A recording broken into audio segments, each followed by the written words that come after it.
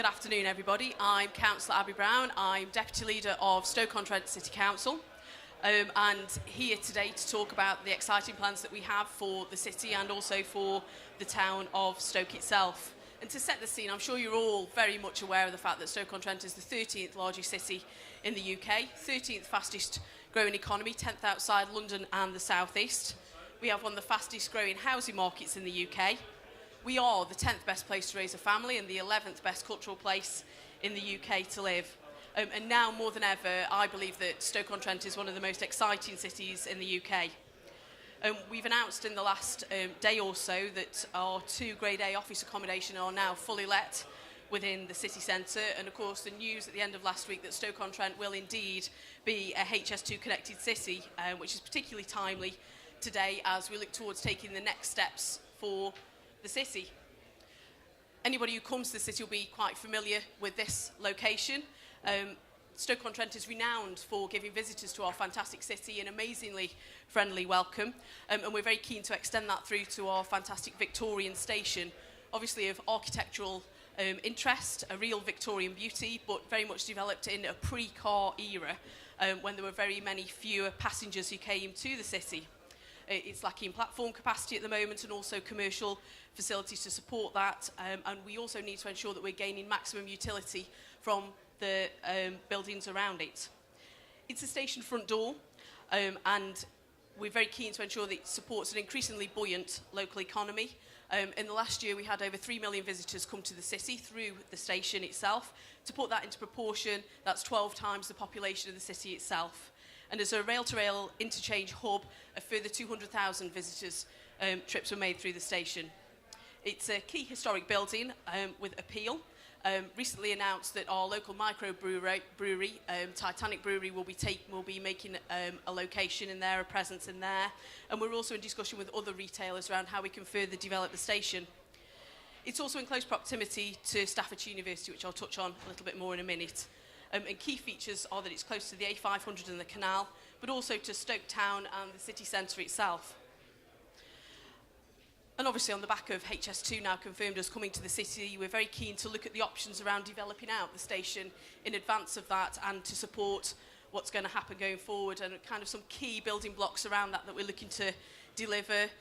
Currently we have 3 platforms at the station, keen to add another 2 more to that to support HS2 and also to retain those fantastic historic buildings and better utilise them.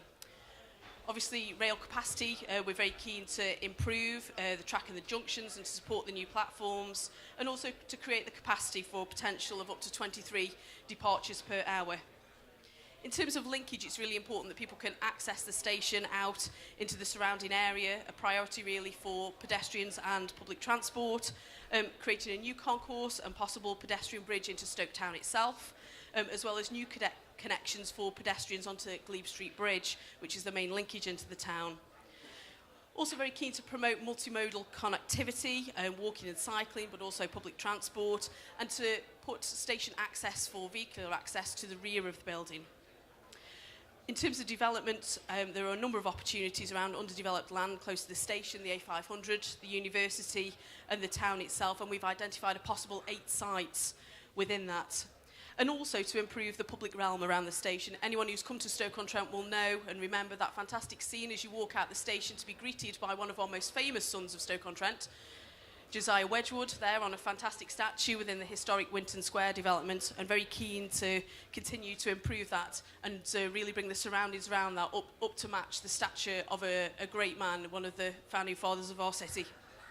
So within the Masterplan itself, we've identified the potential to deliver 110,000 square metres of new floor space, commercial and resi, the potential to deliver 1,600 gross jobs, £69 million worth of gross GVA, and of course a new gateway into our fantastic city, built over time at achievable scale and complementing alongside the wider growth of our city. So I mentioned Staffordshire University earlier, and our city's motto is Vis Unita Fortior, which means united strength is stronger. And Staffordshire University are absolutely a key partner for us within the development of the city. recently invested over £40 million into their campus in Stoke-on-Trent. And as a City Council, we've complemented that investment in surrounding infrastructure, including better access to the city centre and also the University Gateway programme to the tune of £15 million. We've invested in the surrounding residential streets and also improving the linkage between the city centre and the university itself.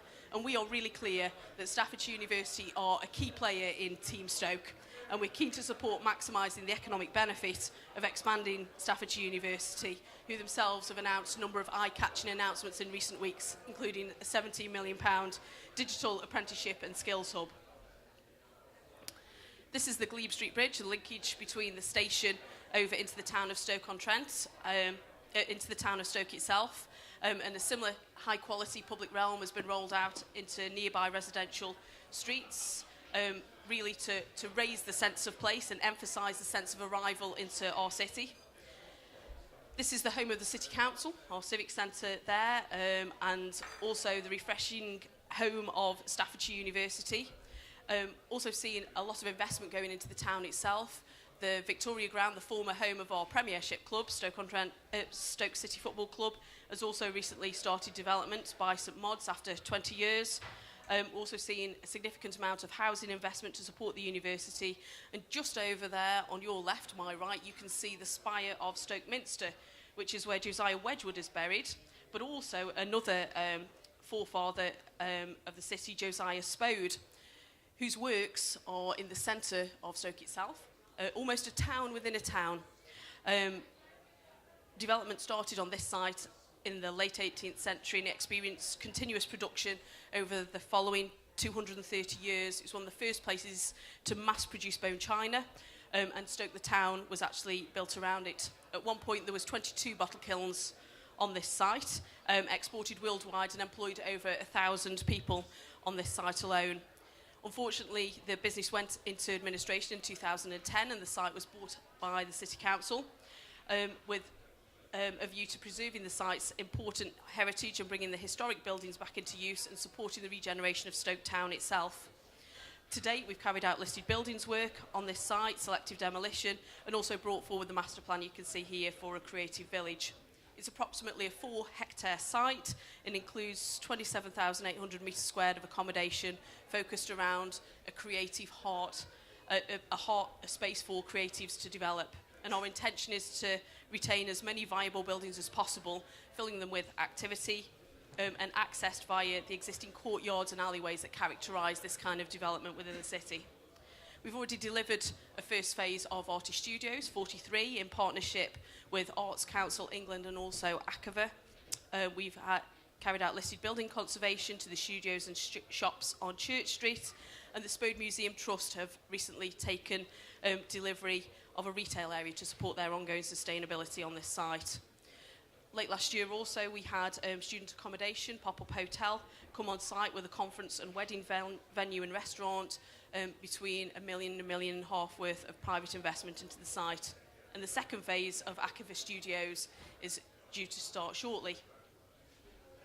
On the other side of this site, you can see the China Halls, which is a well-established major events venue. It's been home of the British Ceramic Biennial since 2011, which not only confirms that we are indeed the world capital of ceramics, but is also for 6 weeks the home of international cutting-edge contemporary ceramics.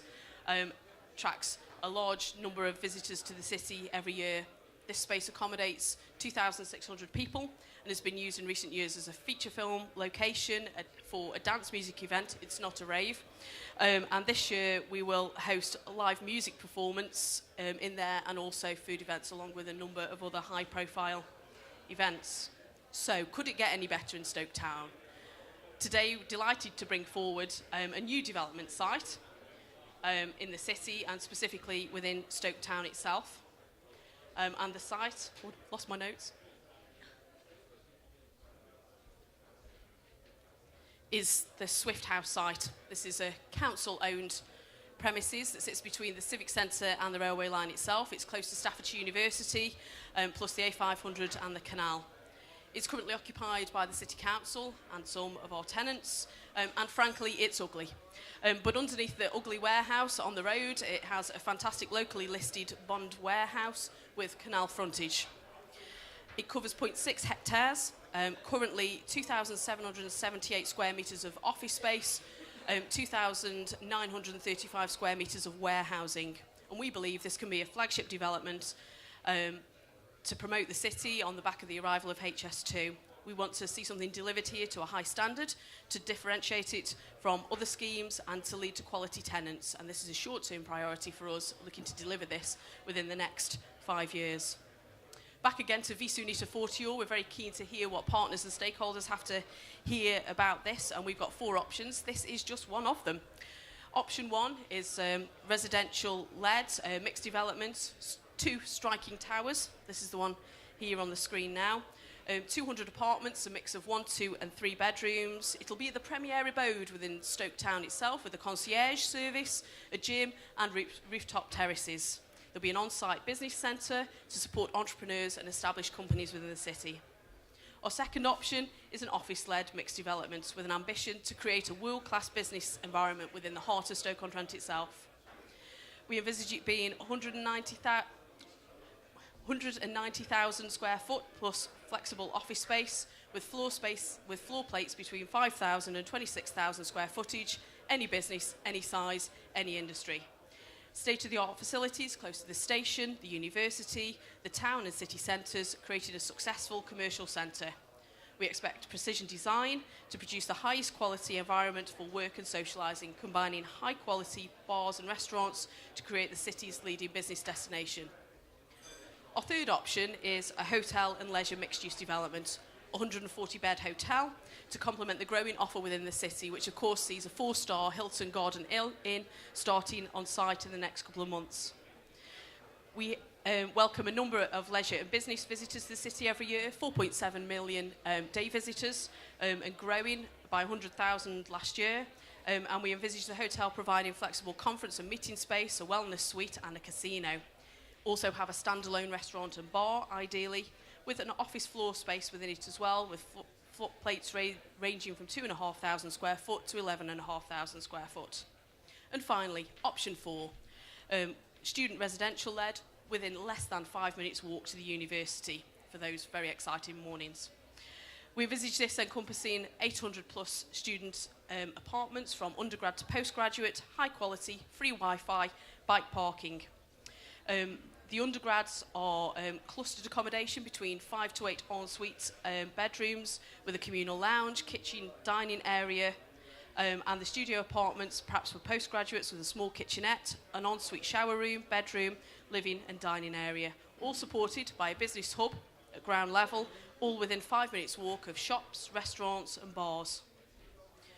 Really excited to announce this today here in MIPIM, and we're very keen to hear what the development and investment market have got to hear about our exciting plans for this key flagship location within what I firmly believe is one of the most exciting now HS2 connected cities within the UK. Really keen to hear what you've got to say, and we look forward to you being part of our story. Thank you.